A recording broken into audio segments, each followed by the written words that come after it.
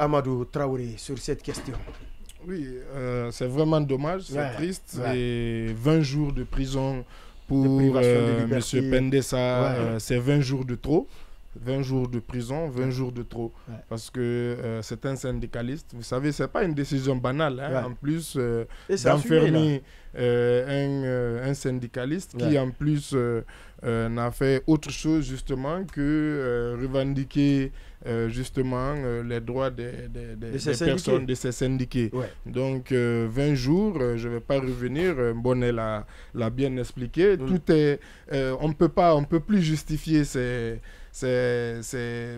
comment on appelle ces acrobaties juridiques, réqualification, etc. On a trop débattu de ça ici, parce que utiliser la loi voilà, on peut tout justifier de mauvaise foi, on peut le résultat est que à un moment donné, il y a des abus qui sont commis. Là, il y a 20 jours de prison pour un journaliste, un syndicaliste. C'est vraiment dommage. Je lui apporte vraiment tout mon soutien et j'espère que justement, quand même avec l'équipe des avocats qui sont à sa disposition, ils vont rapidement parvenir à trouver une solution. Mais je suis un peu pessimiste parce que vous voyez, parce que tout ça s'inscrit dans un contexte global de tensions qui montent avec la presse notamment, parce qu'à un moment donné, lorsqu'il y a eu justement à la veille de l'appel à manifestation, justement, on avait l'impression qu'on aurait pu avoir un début de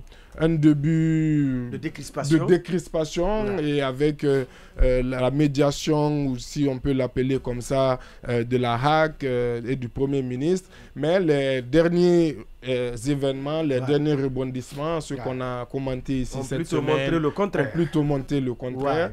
Donc, et vous voyez, il y a d'autres acteurs maintenant qui viennent s'ajouter c'est le mouvement syndical dans sa totalité. Oui, le mouvement syndical et même Anonymous, comme l'a dit tout à l'heure.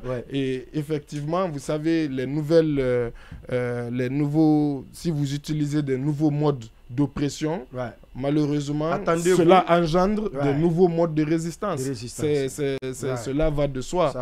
Et aussi, à un moment donné, les citoyens, vous savez, autant on dit que l'être humain a cette capacité d'adaptation, mais autant aussi il a cette capacité de résistance. C'est ce qui a fait que... Ça s'appelle l'instinct de conservation. Exactement. C'est à cause de cela qu'on a fait les murailles, la grande muraille. Voilà, donc... C'était pour se protéger. Voilà, donc à un moment donné... Quel que soit, vis-à-vis de l'agresseur, on n'est jamais à court d'idées. Exactement.